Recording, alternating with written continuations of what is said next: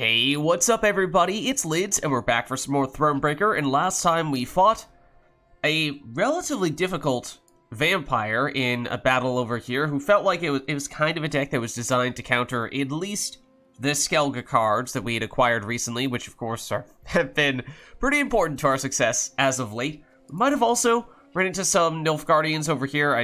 That was either last time or the time before that, and we kind of chose the peaceful option with those guys, which may or may not come back to bite us at some point in the future. But looking ahead here, we are headed over in this northwest direction, and I suspect that although we don't see anything popping up here at the moment, that there's probably going to be something unexpected happening, probably right around where the path narrows here. Otherwise, we'll head on to whatever this point of interest is, and if there isn't anything else, perhaps this battle. I mean, we're getting pretty darn close to the main quest up here, which I imagine, given how close that is to the edge of the map, is probably, if not the very last thing in this area, just about the last main thing that we have to do. So, let's get going here.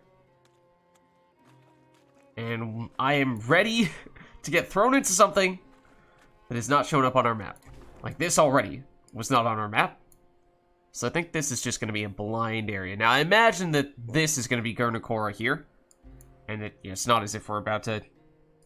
maybe there will be something that is more of a build-up to... I mean, we've had a lot of little build-up, but perhaps an actual appearance of some variety, but not yet an actual encounter in which we fight her. Not gonna lie, that did make me a little unsettled. Startled me a bit. Oh. Uh-oh. It's not often that we've seen something like this. Our point of view changes. Reached the very heart of Isgith. Oh no. From every branch, I know that name. And ticks by the dozen. Swollen with blood, their abdomens glistened, glowing red in the misty air. Air so putrid it set Meve's head to spinning. She paused at a moss-covered boulder, pressed her flushed forehead against its cool surface. I'm not sure you want to do that. Passed by. I don't know you want to touch anything around here. You probably don't. She wished to say something, lift their spirits. But instead a cough rattled her breast. Yeah.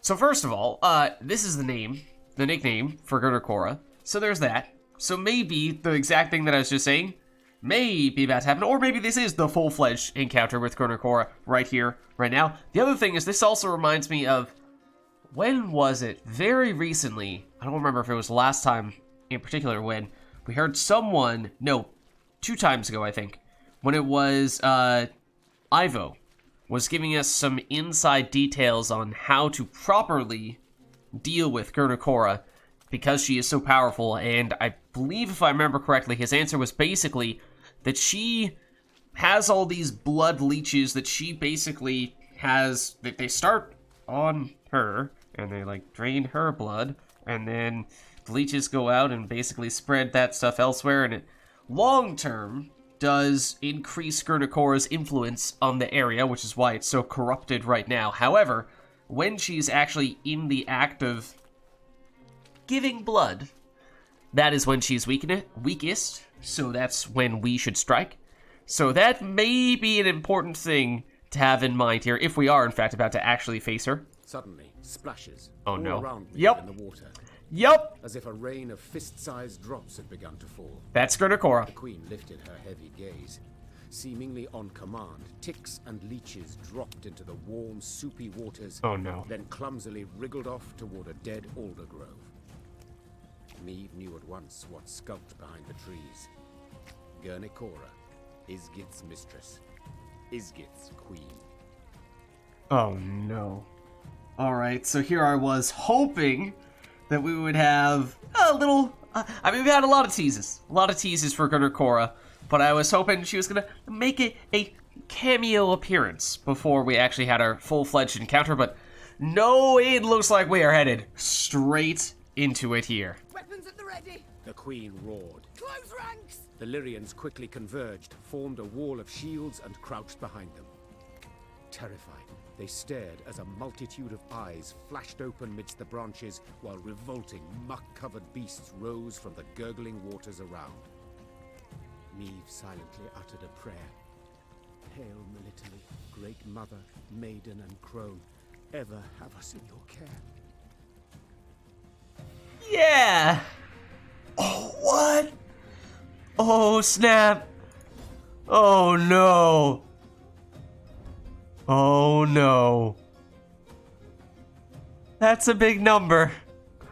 Oh, no. What have we gotten ourselves into? Here I thought we were going to have a nice little warm-up. At least a little warm-up before we actually have our full-fledged encounter with Gernichora, and maybe not even today. But I am afraid it is far from that. Story battle. Special rules. Shortened battle. Just 1 round. Oh, man. Okay. Meve fought the compulsion to avert her eyes from the muck-covered horrors surrounding her unit. The very sight of them made her nauseous. Her chest tightening, holding back a scream. In the end, with great difficulty, she raised her sword. The queen only hoped her men would not notice, the trembling in her hands. Oh no! Eliminate Gernichora. Okay, I wish I had reviewed more specifically what Ivo's advice was, although as I recall, it was basically Gernichora will more or less have a cycle where she will be donating blood, so to speak, and using that to empower leeches and whatever else is in this forest, and then will recover and do it again. But it is when she is in the process of donating blood when she's most vulnerable. And outside of that time, it is going to be nigh impossible to defeat her because she is borderline kind of sort of a goddess. So it's basically a supernatural creature, and a very, very unsettling sight, for sure. Gernichora Talon. So I imagine her ability is probably going to, either this ability here or Gernichora herself is going to change, and that's going to dictate when we should be making our move most aggressively. So let's see. Every 2 turns, 4 turn start, spawn a Gernichora fruit on the melee row. Whenever a Gernichora fruit is destroyed, Meve discards a random card from her hand. Oh no. Okay, so hold on. That means over time, there will be units over here that if we destroy them, we're going to get significantly weakened. If they, Gernichora and the other cards that she plays, destroys them, or actually she doesn't have any cards that, what? She doesn't play any cards directly, so it's all just about this Gernichora right here. That might make things a little bit simpler, but I imagine there's going to be something that will, of its own accord, lead to the units that get spawned here getting destroyed, even without our interference at all. So what about Gernichora, the actual card? 110. So we have to destroy her, and she has 110 power, which is, hopefully there's some shortcut of sorts. Every 2 turns on turn end, move every ally to this row and transform self into Gernichora Mother. So is Gernichora Mother the time when we attack? Let's see. So Gernichora's fruit, that's what the leader ability is going to create.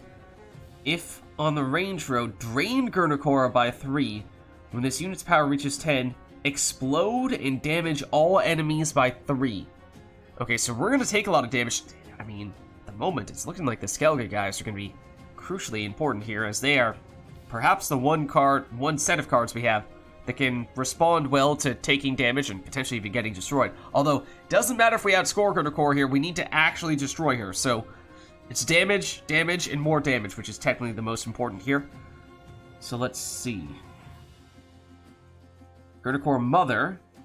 She's considered an insectoid? Oh, the Gernichora's Mother is. The normal Gernichora, starting Gernichora is not, because, yeah, at least in Gwent, she's not considered an insectoid. Gwent multiplayer. Every 2 turns on turn start, move all allies to the other row and transform himself into Gernichora. So,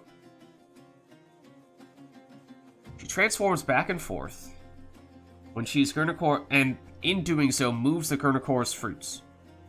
The Gernichora's fruits will become stronger, but in doing so, they weaken Gernichora herself. So actually, that means that Gernichora gets, I mean, she will weaken herself, but she will deal a bunch of damage when the Gernichora's fruits explode. So, okay. And she's immune, so we can't target her directly. Is this Gernichora immune? This one might not be. It doesn't seem to say it. So that might mean that we can only target her during this period of time, which means we have a very narrow window, which would make sense given what we learned from Ivo. Okay. Does this change anything now that we know how these two things work together? This is the way that she creates the Gernichora's fruits. Okay. Yeah, don't forget. When they explode, they deal a bunch of damage, but because they get destroyed, they discard one of our cards. That is one of the reasons why I was saying, if it turns into a Skellige card that gets destroyed, that's not terrible, because then we could then bring it back with something like Dogger. So, okay. How do we actually deal the damage that we need to deal, though, to get rid of her? Because, yes, the Gernichora's fruits are going to weaken her, but that's surely not enough to actually destroy Gernichora. This doesn't work on bosses. Okay, well, anything with restraint, just about anything with restraint, is very likely something that we're going to need to get rid of here. The only thing we could target would be the Gernichora's fruits. Those are not considered bosses, although they're very weak, and if we do destroy them, then that's going to backfire on us, because then the leader ability kicks in and we have to discard a card. So, how do we make this work? And we have so many restraint cards in our hand right now. Okay, so don't use you. Technically, we can use this on ourselves, although that's probably not all that helpful, because we need damage. So, Gabor. Oh, Isbel is key. Isbel is absolutely key. We take a bunch of damage, we use Isbel to throw that damage right back at them. And technically, Isbel could even hit a Gernichora that has restraint, because she doesn't need to manually target it herself. It just randomly splits across the whole board. So that's an interesting option. This could... Yeah, we should probably still use Alzur's Thunder, although that's probably going to end up hitting some of the Gernichora's fruits. Okay, don't want that. Maybe? Don't want you. Don't want you. I mean, we can put it in Gernichora's row, but there's going to be a bunch of Gernichora's fruits there that we are eventually going to end up hitting, which is potentially a very bad thing. Still think we'd like to dump you. And do we have other stuff with restraint? Not really. I mean, we have lots of Skellige stuff in hand, which is probably good. As long as, because if something does get discarded, then it'll go into our graveyard, Dogger can bring it back. It does potentially give us a little bit of damage, but obviously these guys are way too small to, at least these guys, way too small to actually take hit from Gernichora herself. You actually still could. Okay. Everyone, rally to me! So, the weird thing is that there are very, very few things that we can do. Because you're immune, and we don't really want to hit these, otherwise this triggers, and we discard a card. Which technically is, I mean, puts points, we still get points on the board if we use Dogger to bring them back, but I think the longer this goes, yeah, I think that's what you do. You weaken the Gernichora's fruits as much as you can without destroying them. That way, you have this match go on as long as possible, because you don't lose cards in your hand. That means you have the most turns in which the Gernichora's fruits go back and forth, and eventually they will destroy Gernichora. Okay. I think that's the plan. Basically, you just extend the match as long as you possibly can. So let's get...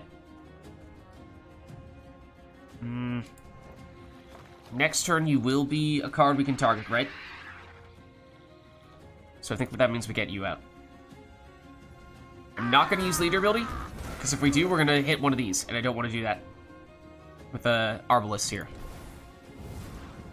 Majesty, these parasites, they feed on her blood.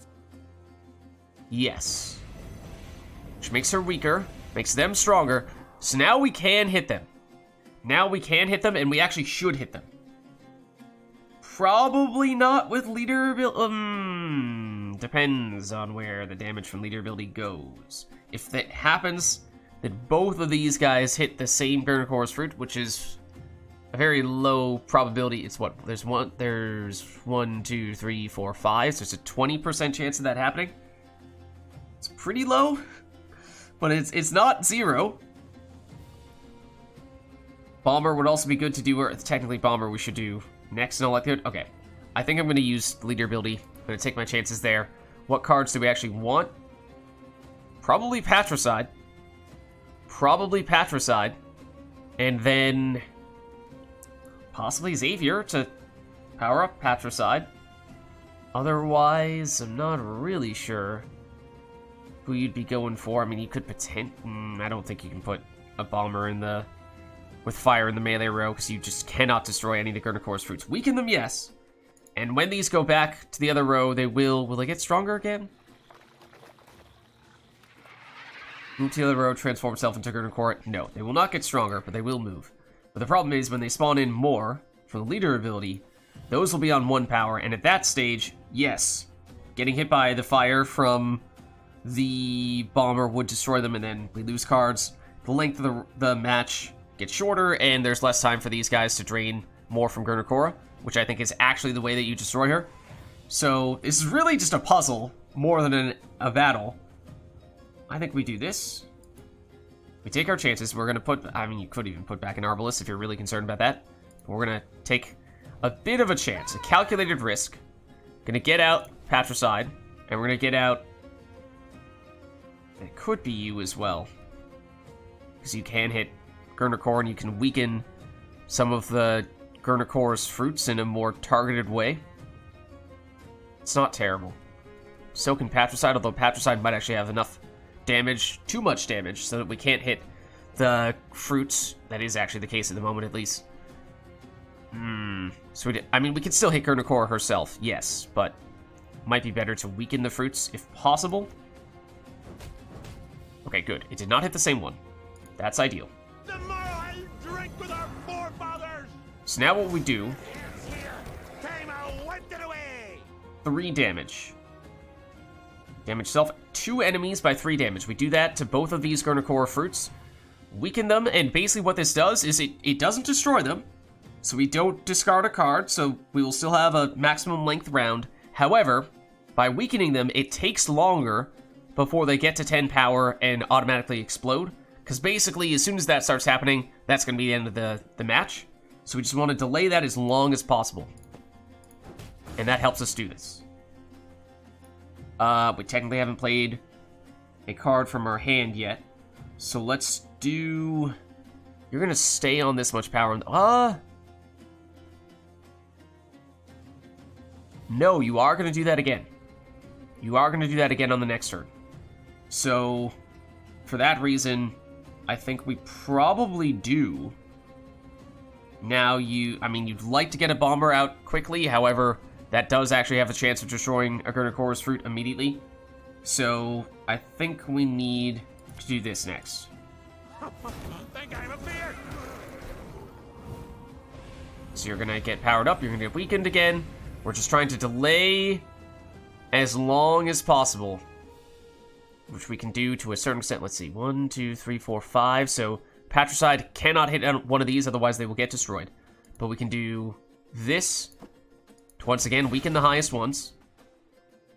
And we have this one, which we can use to weaken you. And at least on this turn, we can still use Patricide to target Gernichora herself. Now, let's see.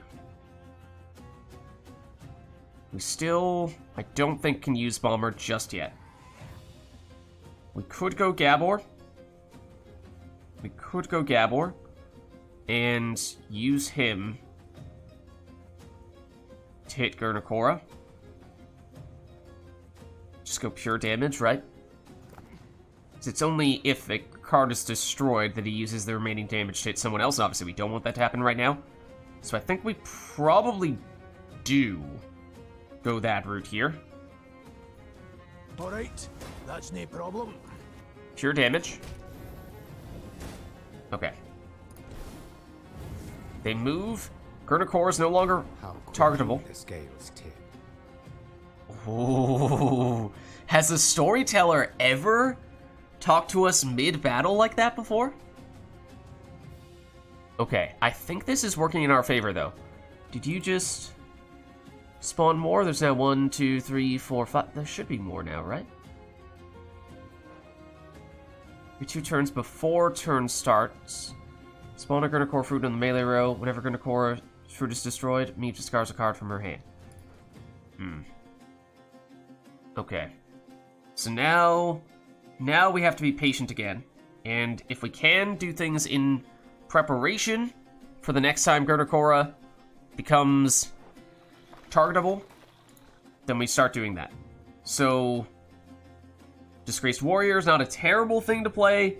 There's actually a case to be made for using getting Isbel on the board relatively early, because we know that she's not going to get targeted by anything outside of potentially a random Gernichora's fruit hitting. I think we go for these guys. And we can't use Patricide here. It would be a misplay to actually hit and destroy one of these. So then we discard a card. We don't want that.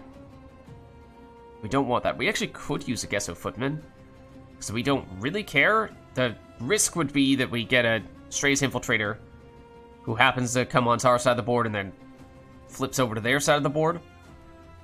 Actually, in some ways that can be a good thing. So that could even give us ways for the Gesso Arbalists to not completely break if they happen to double down on one of these Gernichora's fruits and things like that, but alas, getting ahead of ourselves here. Okay, so one more turn in which we have to wait and prepare for when the Gernichora's fruits come over here. So that might mean that it's time for another Disgraced Warrior here. Isbel again being perhaps the other option. Barnabas, who knows what's going to happen, so I think we hold on to him. Don't use him just yet. I am tempted to use this. I mean, what's the upside, though? What would we actually benefit from getting here? Savior, and pretty much only Savior. So, yeah, I'm not really sure that makes a huge difference. And now they do spawn one more, so that's good. Because that means this is what we were trying to do. Make it so that These ghastly beasts can be slain. They can be overcome. wait, I've heard that line before. Where have I heard that before? Is that one of Meve's lines in multiplayer Gwent? I think that's a Meve line. It's least, it's the context in which I recognize it.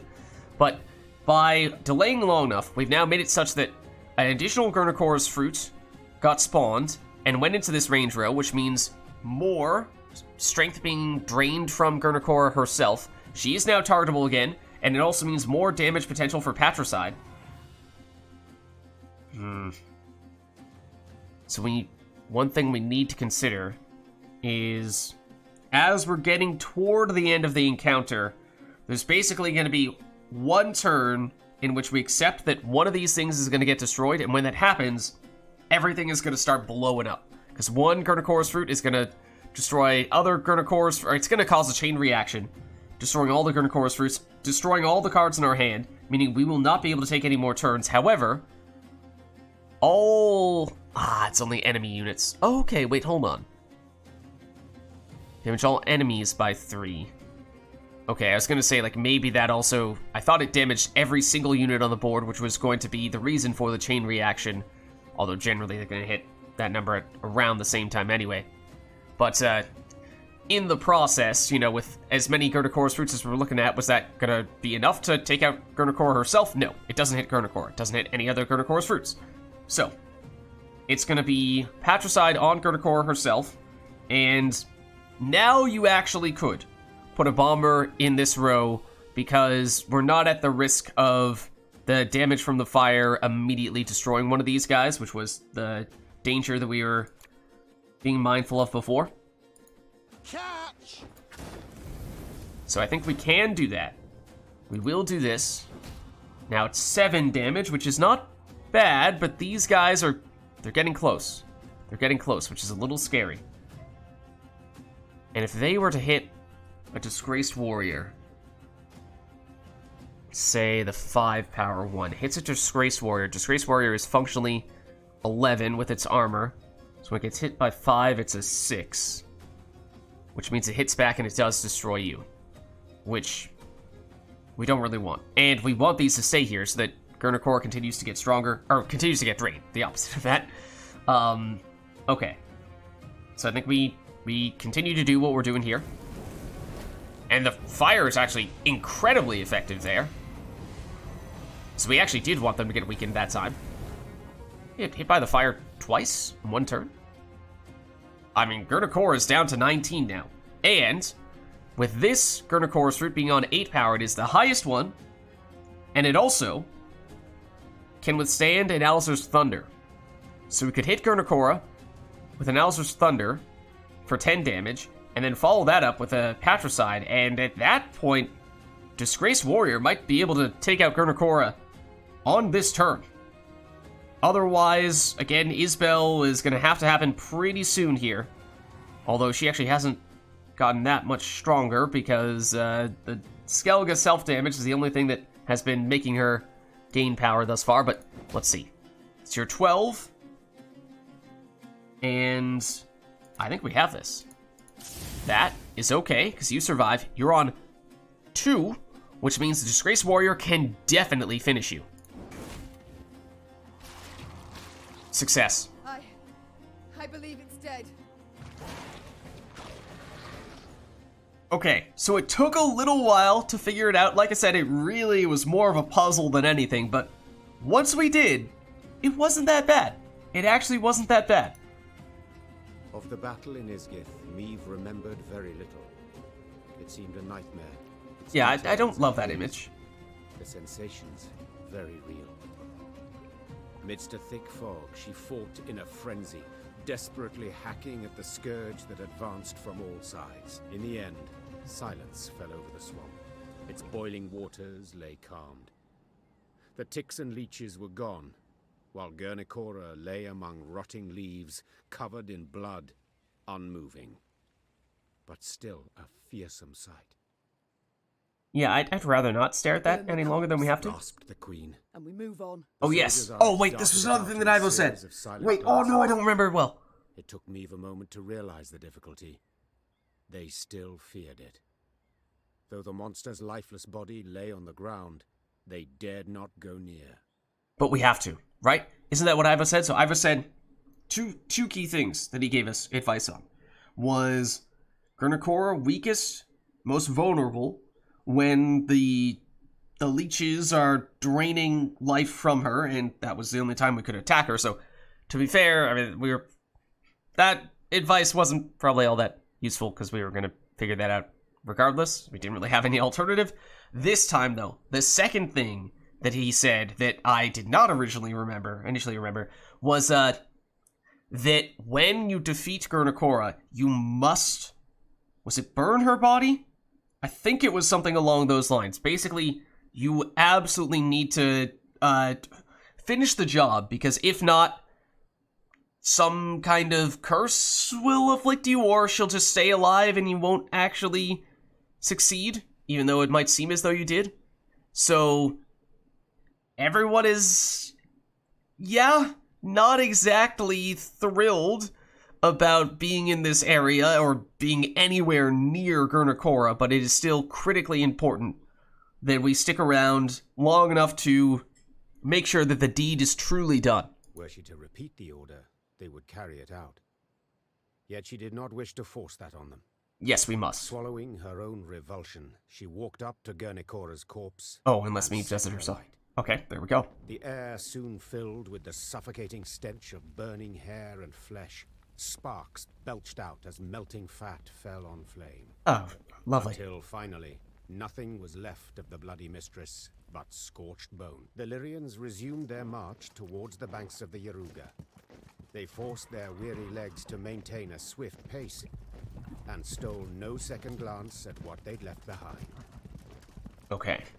And so I wonder, So I was expecting there to be a choice there where we either could just flee as quickly as we could and maybe avoid having our team morale get reduced, or stay here long enough to at least make sure that we burn the body, and in that way we avoid future misfortune of some variety, but at least in the short term we suffer a hit to our morale.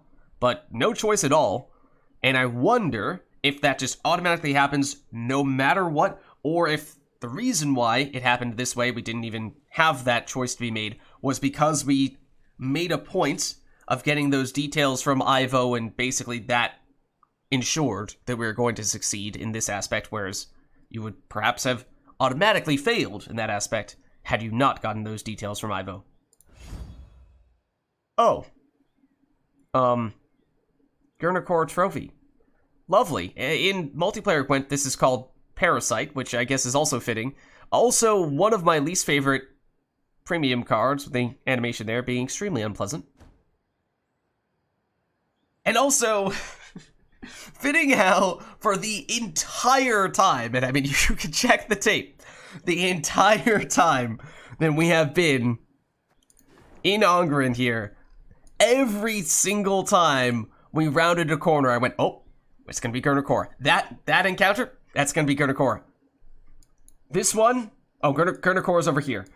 Like in terms of actual specifics, like there, we thought this was gonna be Gernichora for a long time. We were concerned that where's the stone circle? We thought this stone circle might be Gernichora. We thought that the area around here might be Gernichora. The houses over here we thought might be Gernichora. And then we actually got into the second half of Ongren, where there was even more of a build-up on Gernichora, and thought that that might have been Gernichora, then realized that we had to build the bridge there, and then finally we get over here, and I say, you know what? I think there's gonna be a mystery encounter here that we don't yet know about, but I don't think that's gonna be Gernichora. I think that there's gonna be some build-up before we actually see Gernichora. Gernichora is going to be this final exclamation point, right? The one time when I thought that it would not be Gernichora, it was Gernichora. So, it's kind of fitting. Kind of hilarious in a way. Alright, so fair bit of resources. We are on low morale, even though it didn't say it. At the time, at least, and I thought I saw there was something else we could do to interact with this, although I'm not really sure that I want to. It's just a lovely sight, but now that raises more questions as to what the deal is over here, because it seemed like everything was building up toward Gernichora. Now we have a few other encounters around here. Of course, Nilfgaard theoretically is still pursuing us, so maybe there's some stuff with some Nilfgaardians here, although it feels like, you know, monster encounters and stuff like that, just kind of odd after having taken down the big baddie here. And then is this main quest basically just saying goodbye and no actual encounter? Because, as I said, I had at this point just assumed that we were so close to the end, and we had not yet seen Gernichora, that this was going to end up being Gernichora, but obviously not so. Let's take a quick look at what that card is that we just acquired. Gernichora's trophy. Let's see. Permanent resilience, so stays on the board indefinitely. Oh, this is, yeah, it would replace our, where is it? Our Valmir's Horn, which has actually been fantastic, especially when combined with the Skellige guys. So it would take a lot to replace that right now, I think. Let's see, so permanent resilience, deploy, oh wait, is it though? Because it starts on the board. Wait, what? Deploy. Seize a bronze enemy unit. Depending on the enemy, depending on the unit, that could be very strong. After 6 turns on turn start. Return to hand? What? So we can do it again? But all of our other... I forget what the official term for... Like in Gwent multiplayer, that icon there is for artifact, but that's not the term used in Thronebreaker, I don't think. But... So it does look like it would replace Valmir's Horn, but the thing is, Valmir's Horn starts on the board. Whereas you... Maybe you still do? Oh, I get it. I think I get it. It starts on the board, yes, like any of the other cards that fall under this category, but it doesn't do anything initially. It doesn't do anything until you're 6 turns in. Then it returns to your hand, and then you can play it, and then you get the deploy ability. However, for the first 6 turns of the match, it's just sitting there doing a whole lot of nothing. So, for encounters that are 1 round, usually you have 10 turns, assuming you have a full-size hand and you don't have the risk of cards getting discarded, like was the case for Gernichora, although that didn't end up happening. We fortunately finished quicker than that, just because we had enough damage, but in this case, 10 card round 1, you can do this once. Assuming that it is a multi-round match, which is a little less common, but most battles would be multiple rounds, then that can be up to 16 turns, at which point you would be able to use it twice. So basically, in long encounters, this could absolutely pay off, especially if your opponent has a really strong bronze card that you can steal. And that's what Seize is. Seize is steal. That might be the first time we've seen one of our cards, at least, with the Seize card, or Seize keyword, rather. Moving enemy to the other side of the battlefield. But yeah, being able to do that twice could be really strong against enemies that have strong cards and in multiple round encounters. However, Valmir's Horn is also good in long rounds because it works so well with the Skellige guys. It, in particular, is valuable in numerous round full-length matches because the Skellige guys automatically go into our graveyard at the end of round 1, which means we can get them back out with Dogger in round 2 and or round 3, and that basically means Valmir's Horn gives us 1 more power on them, again, every time we replay them. So this really can start to add up. So I think Valmir's Horn, probably more consistent, whereas more upside for Gernichora Trophy. So we'll probably stick with this, since we are so Skellige-centric at the moment. But there may be some situations in which this could be a little ace up our sleeve, a way to get a little more ambitious if we do find ourselves in an encounter where we just can't quite get enough points on the board to beat our opponents, especially if they have some really strong stuff. So, definitely a lot of potential there. But Valmir's Horn is doing so well for us right now that I'm not really looking to switch it out just yet, even if there are definitely some cases where that new card may still prove to be better. But with that being said, this is a good place for us to wrap up here because I did not expect that we were about to fight Gernichora, and it was a very cool encounter. It was very unique, especially from a sort of boss encounter standpoint, because it really was just a puzzle more than anything, but one that we eventually did find a way to figure out, and it was a lot of fun to do so. So, thank you all for watching. Hope you enjoyed the video, and I'll catch you next time.